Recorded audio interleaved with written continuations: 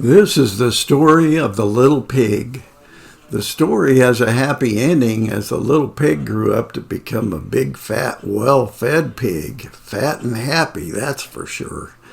This is a self-portrait I did quite a while ago. I was working out in my shed garage, which had no door at the time. It was kind of cold and uncomfortable, and I had an old fluorescent tube light above me, providing light. I had to affix a rope from one wall to the other to hang it on. I started out planning on doing a conventional painting, and I soon lost interest with the whole thing. I then thought I would go Van Gogh, which I did. I debated about whether I should even tell this story or even share this painting.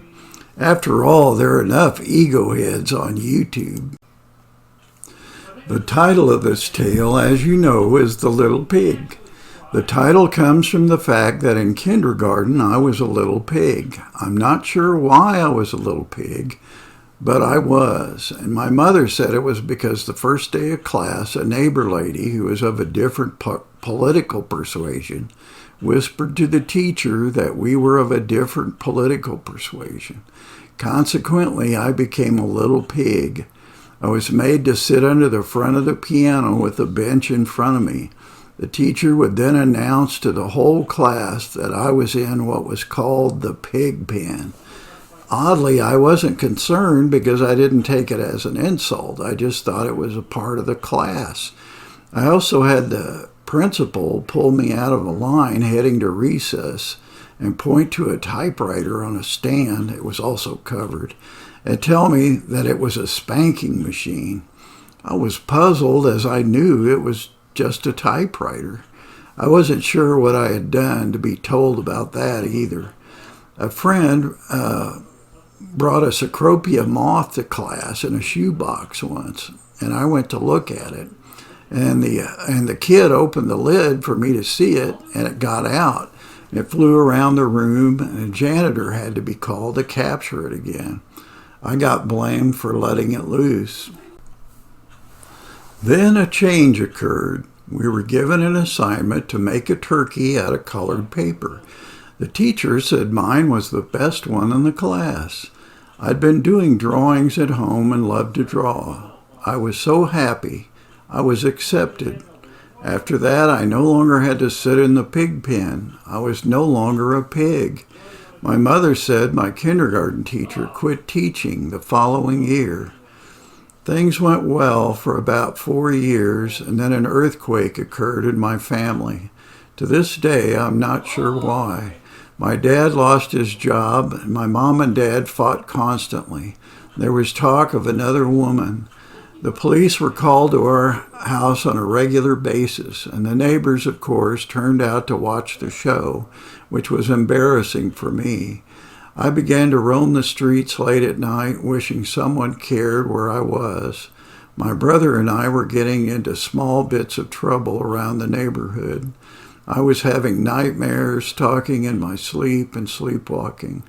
My dad rarely came home, and my mother began acting erratically, saying strange things. She had a kind of faraway look in her eye most of the time. I nearly put my brother's eye out with a stick that I'd been burning over a fire. He swung into it on the swing as I was teasing him with it. He once pushed me into some coals from some glass crates we were burning in the yard. I stepped on a red-hot nail in the coals, and I remember hopping around with my foot trailing white smoke while he laughed. I could understand the laughter. It probably was a funny sight. Once, while we were playing with some gas in a squirt oil can, we nearly set the garage on fire and burned down the house. I accidentally threw gas on my brother when he happened to be passing by me, and a can of gas I was holding exploded in my hand. Fortunately, he was okay. It was a miserable existence. The furnace in our house went out, and we were reduced to hovering around a kerosene heater in the kitchen to keep warm. We also used the electric oven for the same reason. One day my mom decided to make a pie, something we were looking forward to. My brother and I were snatching scraps of pie dough and taking it to the dining room and trying to throw it and stick it on the wall. My mother caught us and became enraged. Can't say as I blame her, really. And she chased us into the bathroom, and my little sister came along. And after a few minutes of trying to get us out of the bathroom by screaming at us and beating on the door with her fist, she finally found a crowbar and began beating a hole in the bathroom door. The hole got bigger and bigger, and my little sister began screaming and crying. My brother was lying on his back with his shoulder against the bathtub while I held the top of the door from the side. All I could think of was that we were going to die. I was talking about that day once with my sister years later. She confided in me that she always thought that that was just a bad dream that she had and not something that had actually happened. I sometimes think of the scene in the movie The Shining with Jack Nicholson, where he's beating a hole in the door trying to get at his wife. Little pig, open up the door, or I will blow your house down. One of the reasons I relate this story is to tell you about how some of my teachers tried to help me during this difficult period in my life. I had some teachers who took me to travelogue so I would feel like a part of the group. Another who got my artwork in the Children's Gallery at the Nelson Atkins Museum of Art in Kansas City. Another who taught me Japanese brush painting and put me on the safety patrol, where I was responsible for helping my classmates cross a busy intersection before and after school. And another who made sure I was in a group of kids decorating windows for the Christmas holidays at a local shopping mall. I think back on those things and I'm grateful for their kindness and concern for me.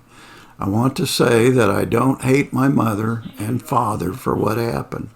They're human and fallible just as I am.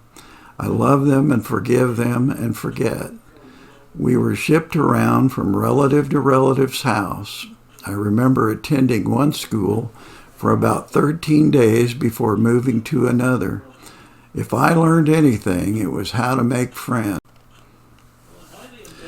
Years later, my brother and I got a crazy idea that we wanted to climb Mexico's highest mountain, Pico de Orizaba.